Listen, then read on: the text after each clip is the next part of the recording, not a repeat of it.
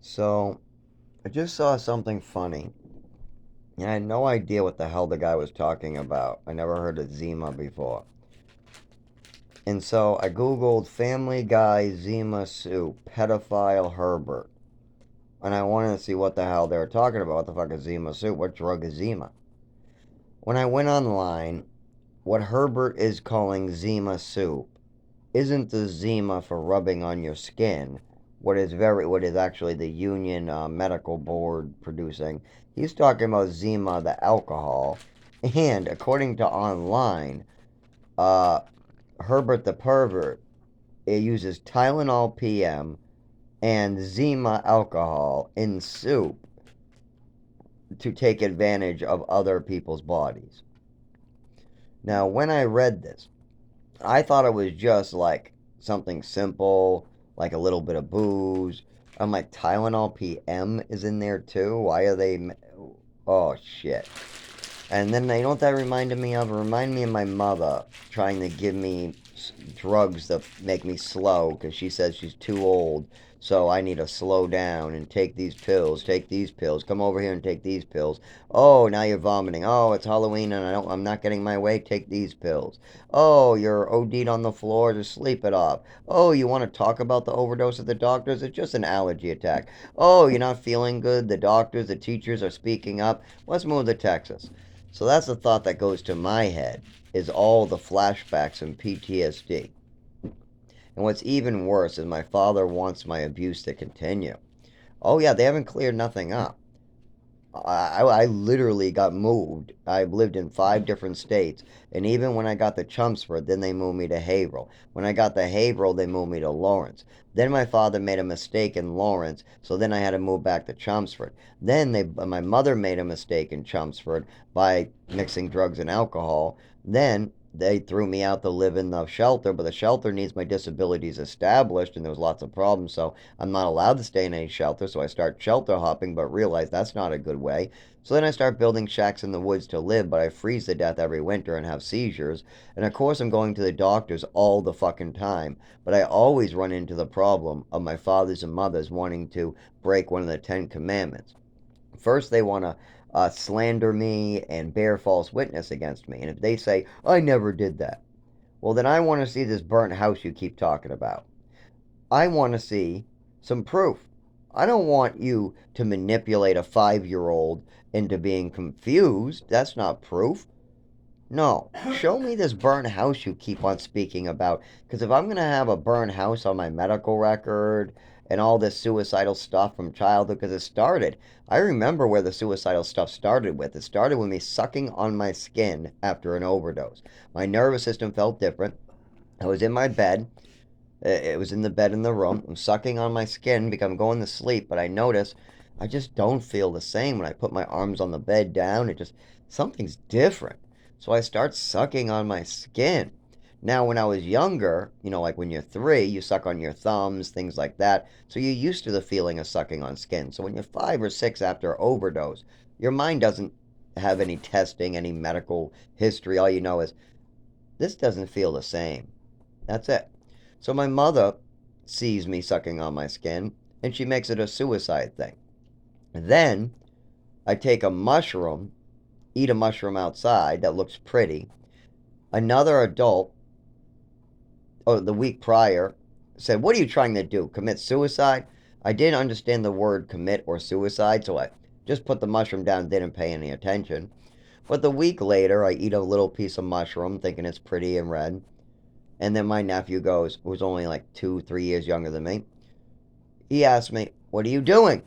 And eating. I mean, I don't understand the question. So at that time, being 5 or 6 or 7, around that age, I know another adult already told me what I'm doing. I just don't know what it means. And as a 5-year old, I'm repeating a lot of stuff I don't understand, looking for context. But I know that my nephew's asking what this is doing, and I know somebody else said it was called something, and I don't understand the word commit or suicide. So, but apparently my nephew understands one of the words, or maybe he heard it on TV or something. So he goes inside worried, and he tells my mother, so my mother should be worried. She calls me in and she asks me, I say, no, no, no, no, no. I never said that. I never said I'm going to kill myself. She goes, well, Seth says you're going to kill yourself. I said, no, no, no. I know those words, kill yourself. No, I just ate it like a pizza. And I say this over and over. I say, I'm eating it like a mushroom on a pizza. I'm eating it like I had a pizza. I'm not trying to kill myself. And I said this over and over to my mother as she gets more and more angry and more about to be abusive.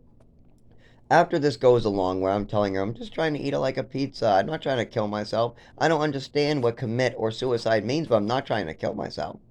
She decides to ignore me, completely ignore everything I'm saying, drag me in the bathroom, and then she tells me and everybody else she's going to give me extra Epicac to punish me. Not a regular dose to make me vomit. She's going to fill the whole cup with pure Epicac. She shows me an empty cup.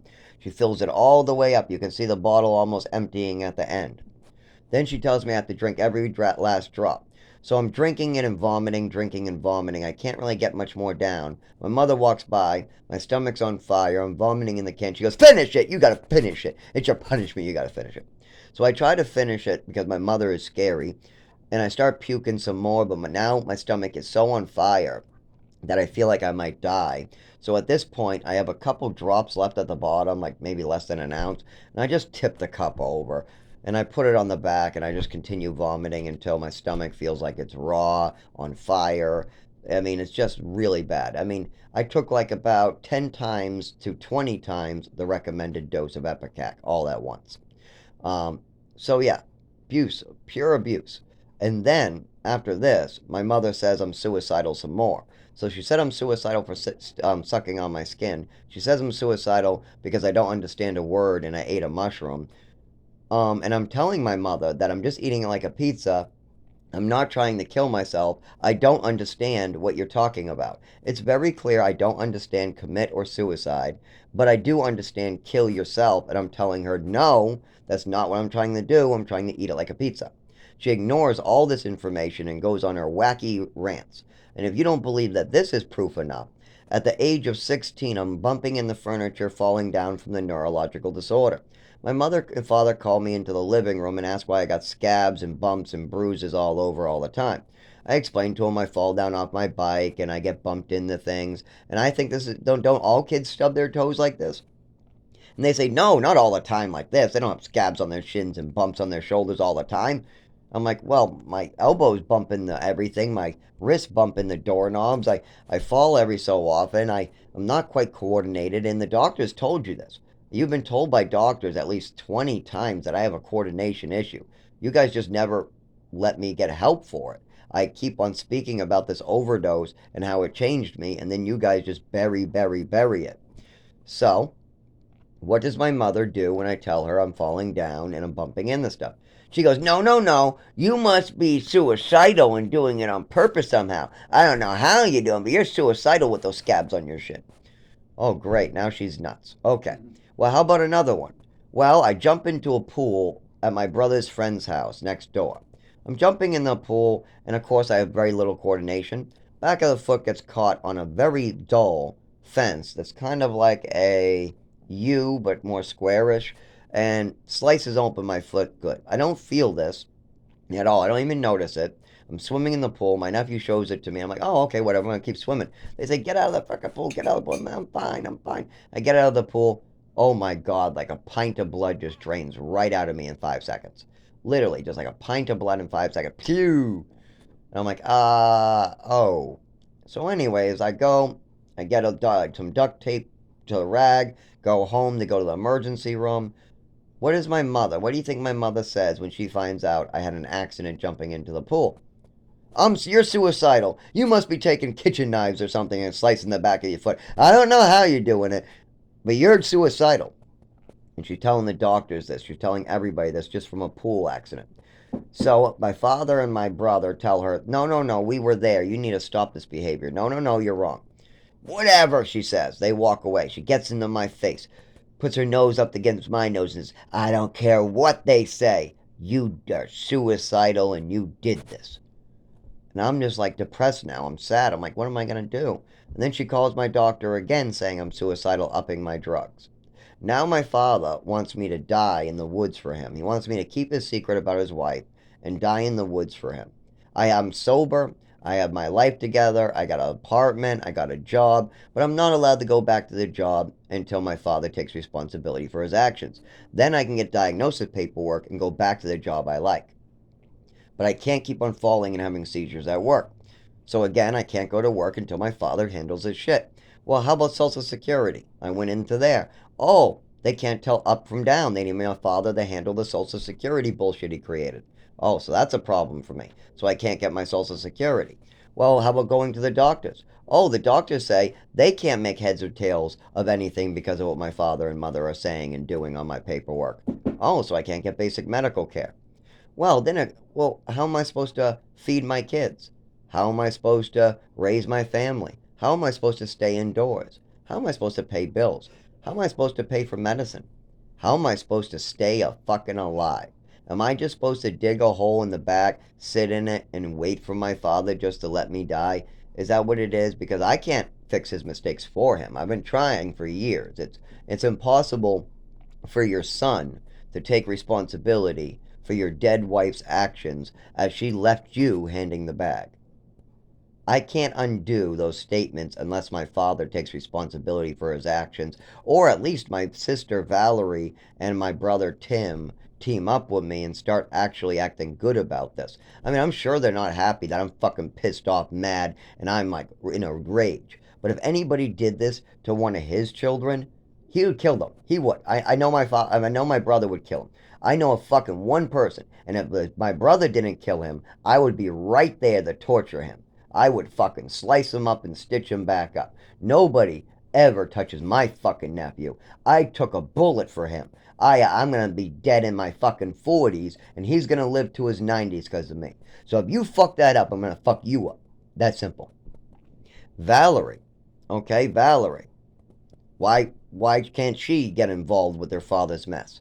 I mean, she heard what was going on.